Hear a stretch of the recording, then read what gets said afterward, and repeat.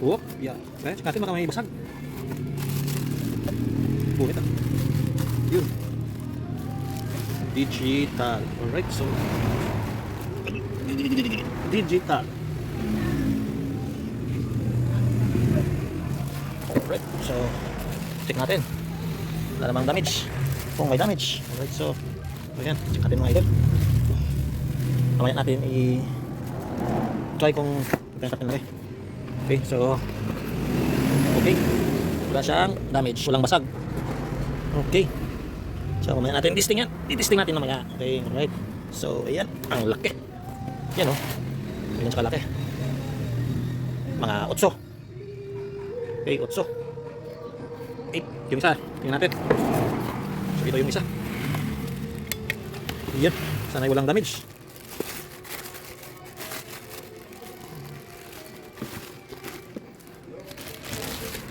Okay. Ito na yung isa, tapat natin. Mga idol, hindi pa sila magkatapat kasi yan. So mamaya natin testing. Digital Battle Compression Driver 44XT 1000 watts. Made in USA daw. Made in Mambusao. Alright. Ayos. So mamaya mga idol, abangan nyo. Testing natin.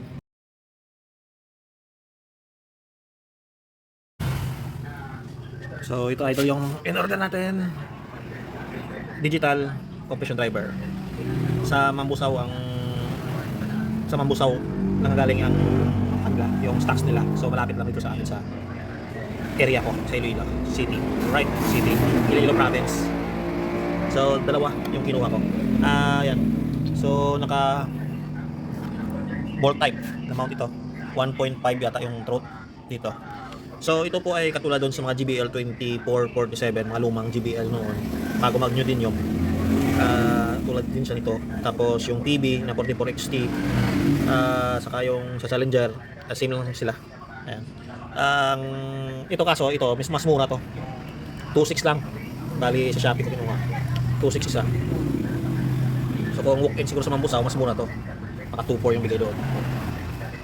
Pero yung voice coil nito 4 inches din, same din sa mga TB 44XT, Challenger at saka iba pang clone ng 44XT, no?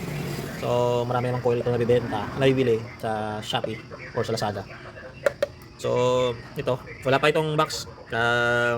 Tawag dito, pinag-iisipan ko pa kung saan ko ikakabit, sa doon sa mid ko sa taas or gagawa ko siya ng bagong box na kanya. Wala pa rin siyang horn, hindi pa ako nagkuha ng horn, hindi pa ako maka-decide kung anong kunin kong horn, kung short throw or long throw. So yung capacitor din, nag-test pa ako, hindi pa ako makapag-decide kasi yung doon nakakabit is 3.3 sa mid-high ko, mid-high box ko na full range.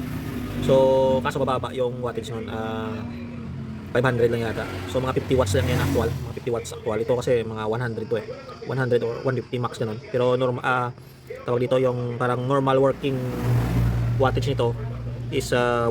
So kailangan mo dito na amplifier is 200 watts na power amp mag-drive dito para iwas sunog. So yung filter na-try ko 3.5 pero sobrang nipis. So possible dito nag-try ako dalawa parallel 3.3 bali magiging 6.6 yan.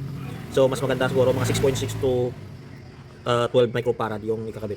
Yung bulb ganito na protection, hindi mo yan kailangan basta maliit yung amp mo. Sa 200 watts na amp, mahirapan ka yan magpailaw nito. Iilaw lang kasi yung bulb kung mataas yung amp na ginagamit mo, yung nag-output ng 30 volts pataas na AC, saka yan iilaw yung bulb, no? Pero useless pa rin yan kahit may bulb ka.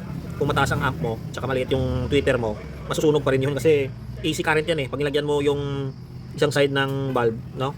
Tulad yan yung iba ang nilalagay bulb na headlight tapos naka series. Ganun pa rin yan kasi maliit yung resistance niyan. Dapat resistor ang gamitin nyo kung gusto nyo babaan yung pumapasok na kuryente doon sa tweeter nyo. Resistor ang gamitin. Taasan yung resistance para at least hina ang AC current na papasok doon sa tweeter nyo. Iwas sunog. Pero para sa akin, yung obserbasyon ko, dapat match ba? Yung pag maliit yung tweeter mo, maliit dapat yung amp mo. Ganun. Tutulad nito, ideal nito, requirements nito kahit yung mga uring na GBL is 200 watts talaga amplifier yung ginamit doon. Hindi ka pwede magamit ng mga 800 yan dito kasi masusunog agad yan.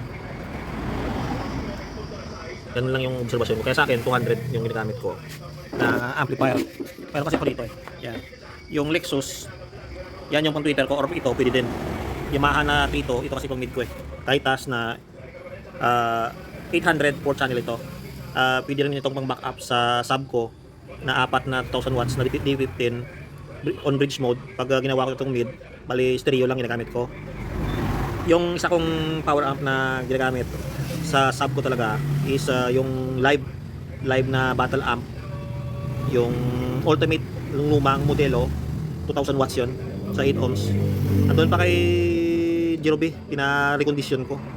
Umandar naman yun, okay naman yung power nun, kaso lang gusto ko lang ipa-recondition para, kasi luma na yun, nabili ko rin second hand eh. Kaya pina-recon ko na lang para maging maayos, wala kang problemahin kumbaga, no? So ito na yung review. Susunod gawa ko ulit pag may pera na.